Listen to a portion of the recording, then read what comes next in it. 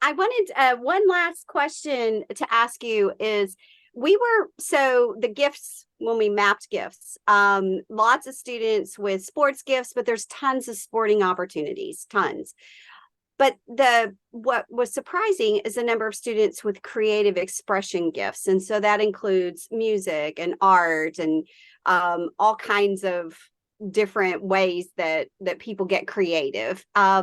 When you think about, so I don't know how many initiatives over the 8 years you and I have been working together, you guys have hosted probably hundreds at this point. But when you think about creative expression, what were the student-led activities that kind of really were a hit on the VCU campus and with your students?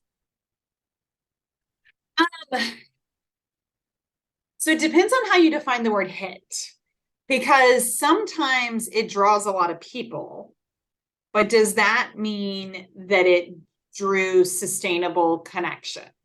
Let me rephrase. So I think the reason why we were so excited about this is the social emotional elements, like actually building deeper connections and helping students with social emotional challenges. So yeah, it's a good question. Yeah. So please okay. So that.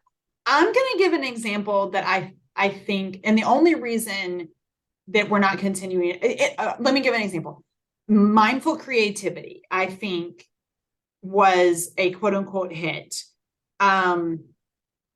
Because what we did is that every week they would gather and the students would come up with a different medium in which they could be creative, but they were doing it in a mindful way.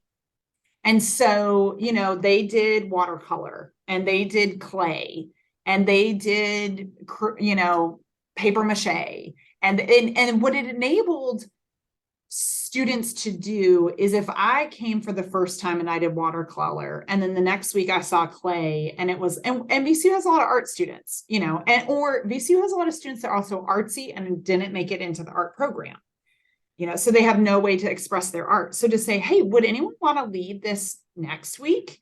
And you really set out a structure that's already there, in which it's like, you're gonna, somewhat teach how to do this, but the purpose of it is not to create the most amazing watercolor in the world.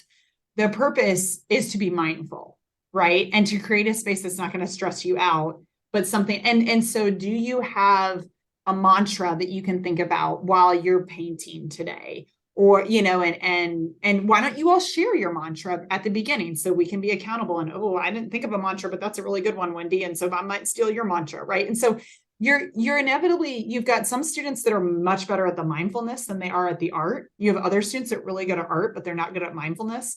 But that enabled, and frankly, like, if 4 people show up to that, that's okay. If 40 people show up to that, that's okay too. I mean, your only hindrance is your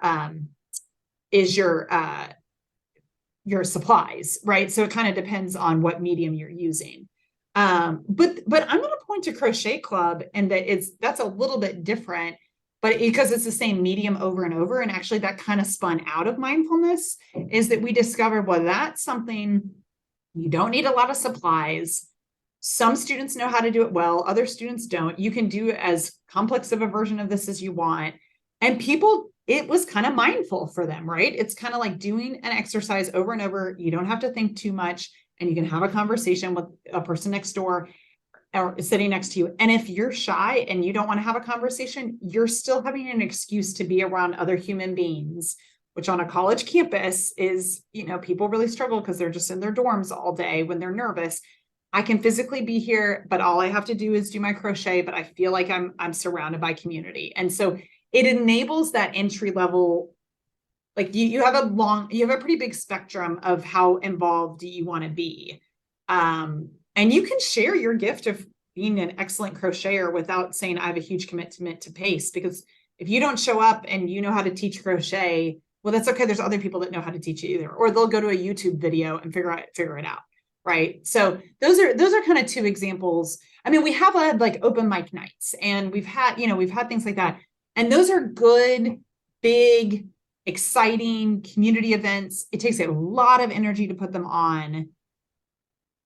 and you attract students that are looking to be served a lot rather than to actually be a part of like creating a community.